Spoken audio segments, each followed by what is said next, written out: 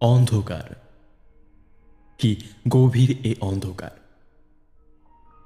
আপনি কি জানেন অন্ধকারও যে কথা বলে?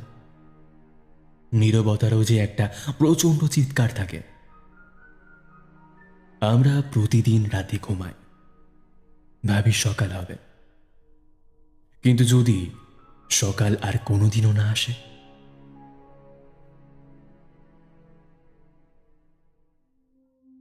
আমার ঘরে একটা পুরনো দেওয়াল ঘড়ি চলছে। পেন্ডুলামের সেই বিশ্রী খটখট শব্দটা আমার মাথার ভেতর দিয়ে ধাক্কা মারে। আমি টেবিলের উপর থেকে হাত বাড়িয়ে ফোনটা তুললাম। স্ক্রিনটা জ্বলে উঠল। সময় রাত ঠিক 2:30। ঘরটা বেশ ঠান্ডা, কিন্তু আজ ঠান্ডাটা চামড়ায় লাগছে না, লাগছে সোজা হাড়ে। আমি বিছানায় উঠে বসলাম। মাথাটা খুব ভারী হয়ে আছে। গত কিছুদিন ধরে একটা অদ্ভুত জিনিস হচ্ছে আমার সাথে, যাকে মানুষ বলে দেজাভু। আপনার সাথে কখনো এমন হয়েছে? আপনি একটা কাজ করছেন বা একটা জায়গায় বসে আছেন, আর হঠাৎ মনে হলো এই মুহূর্তটা, ঠিক এই কথাগুলো, এই পরিবেশটা আপনার সাথে আগেও হুবহু একবার ঘটেছে। আমারও মনে হলো। আমি বিছানা থেকে নামলাম। ফ্লোরে পা রাখতেই কাঠের মেঝে মোড়ে হালকা মর্মর শব্দ হলো। ঠিক এই শব্দটা, এই ঠিক এভাবেই আমি আগেও শুনেছি, কিন্তু কোথায়, কখন? আমি বাথরুমের দিকে হাঁটতে লাগলাম। পানির তৃষ্ণা পেয়েছে। না, তৃষ্ণা না, মনে হচ্ছে গলাটা একদম শুকিয়ে কাঠ হয়ে গেছে। বেসিনের উপরে আংটায় ঝোলানো আয়নার দিকে তাকালাম। বাথরুমের ফিউজ হয়ে যাওয়া টিউবলাইটটা পিট পিট করে জ্বলছে আর নিভছে। আয়নায় আমার চেহারা দেখা যাচ্ছে। চোখের কোলগুলো কুচকুচে কালো, গালের চামড়া কেমন যেন ফ্যাকাশে, একটু বেশি ফ্যাকাশে, কালচে নীলচে একটা ভাব। আমি হাত বাড়িয়ে আয়নার কাঁচটা স্পর্শ করলাম। কাঁচটা বরফের চেয়েও ঠান্ডা। আর তখনই আয়নার ভেতরে থাকা আমার প্রতিবিম্বটা হালকা হেসে উঠল। আমি হাসিনি।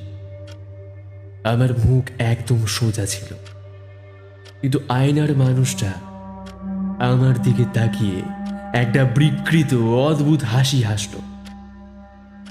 আমার বুকের ভেতরটা ধক করে উঠল, শ্বাস আটকে এলো। আমি দ্রুত বাথরুম থেকে বেরিয়ে ঘরে চলে এলাম। বুকটা ঢিপ ঢিপ করার কথা, কিন্তু দাঁড়ান। আমি হাতের তালুটা নিজের বুকের বাঁ পাশে রাখলাম। কিছু নেই, কোনো স্পন্দন নেই, কোনো ধাক্কা নেই। আমার হৃৎপিণ্ড জ্বলছে না, চলছে না। আমি আবার নিজের হাত দিয়ে নিজের কবজি চেপে ধরলাম। পালস পাওয়ার চেষ্টা করলাম, কিন্তু কোনো পালস রেডি নেই। আমি পাগলের মতো নিজের গায়ে হাত দিতে লাগলাম। নিঃশ্বাস নিচ্ছি, কিন্তু ফুসফুসে বাতাস ঢোকার কোনো অনুভূতি নেই। আমি দরজার দিকে ছুটলাম। ঘর থেকে বের হতে হবে, চিৎকার করতে হবে, মানুষ ডাকতে হবে। আমি হাত দিয়ে দরজার হ্যান্ডেলটা ধরলাম, ঘুরিয়ে সজোরে ধাক্কা দিলাম। দরজাটা খুলে গেল, কিন্তু বাইরে করিডোর বা সিঁড়ি নেই। শুধু দরজার ওপাশে একটা অনন্ত ঘন কালো গহ্বর। আর সেই অন্ধকারের ভেতর থেকে ভেসে আসছে লাখ লাখ মানুষের বিড়বিড় শব্দ, অনুনয়, কান্নার আওয়াজ। আমি চমকে উঠে পিছিয়ে এলাম, পা পিছিয়ে নিচে পড়ে গেলাম। আর ঠিক তখন আমার মাথার ভেতরে একটা বিদ্যুৎ ঝলকে উঠল। দেজা ভু। হ্যাঁ, এই ঠিক জায়গাটাতেই আমি পড়ে গিয়েছিলাম। এই দরজার হ্যান্ডেলটা আমি এইভাবেই শক্ত করে ধরেছিলাম।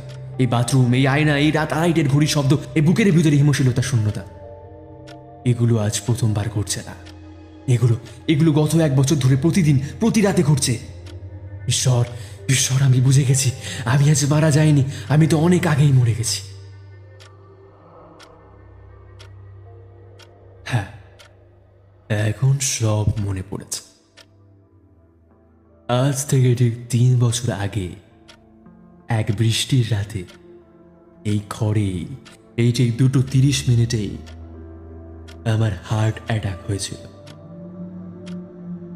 আমি ছটফট করছিলাম, নিঃশ্বাস নেওয়ার চেষ্টা করছিলাম। ওই বাথরুমের দিকে হেঁটে গিয়েছিলাম একটু পানির জন্য, কিন্তু পৌঁছাতে পারিনি। এই খাটের পাশে, এই মেঝের ওপরেই আমি পড়ে গিয়েছিলাম। আমার শরীরটা পচে গিয়েছিল। পুলিশ এসে কপাট ভেঙে আমাকে বের করেছিল, কিন্তু আমার আত্মা এই ঘরটা ছেড়ে কোনোদিনও যেতে পারিনি। আমি প্রতিদিন ভাবি আমি জীবিত, আমি প্রতিদিন রাত আড়াইটেই ঘুম থেকে উঠি। আমার মস্তিষ্ক প্রতিদিন আমাকে এই মিথ্যা নাটকের ভেতর দিয়ে নিয়ে যায়। আমি ভাবি এটা দেজা ভু, আমি ভাবি অতীত আবার ফিরে আসছে, কিন্তু না, এটা অতীত নয়, এটা আমার অনন্তকালের শাস্তি। আমার আত্মা আটকে গেছে এই রাত আড়াইটার চক্রে। যা কিছু ঘটে আমি আবার ভুলে যাই। আবার রাত আড়াইটা বাজে, আবার আমি জেগে উঠি, আবার আমি নিজেকে জীবিত ভাবি, আবার বাথরুমের আয়নায় নিজের লাশটা দেখি, আবার আর আবার টের পাই আমি বেঁচে নেই। আপনি যে এতক্ষণ ধরে আমার গল্পটা শুনছেন, আপনি কি নিশ্চিত যে আপনি নিজের ঘরে বসে আছেন? একবার ঘড়িটার দিকে তাকান তো, ঘড়ির সময় কত? ঘড়ি কি বন্ধ হয়ে আছে? আপনার ঘরের কোণায় যে অন্ধকারটা জমা হয়ে আছে, ওটার দিকে একবার তাকিয়েছেন? হাতটা নিজের বুকের উপর রাখুন তো, একটু শক্ত করে চেপে ধরুন। আপনার বুক কি সত্যি ধুকপুক করছে, নাকি আপনিও কোনো এক রাত আড়াইটাই মরে গিয়ে নিজের ঘরের বিছানায় বসে আছেন আর ভাবছেন আপনি শুধু একটা গল্পই শুনছেন? একবার ঘরের বাথরুমের আয়নাটাই গিয়ে দাঁড়ান না, দেখুন তো আয়নার মানুষটা আপনার সাথেই হাসছে, নাকি আপনার আগেই হেসে উঠেছে। এতক্ষণ আপনারা শুনছিলেন ছেঁড়া ডায়েরি মিডনাইট স্টোরি অবলম্বনে দেজা ভু। গল্প পাঠে ও গল্পের সূত্রধার আমি সৌমিক। এরকম আরো গল্প পেতে subscribe to our channel, press the bell icon এবং মেতে থাকুন রহস্যে, গান টান উত্তেজনায়।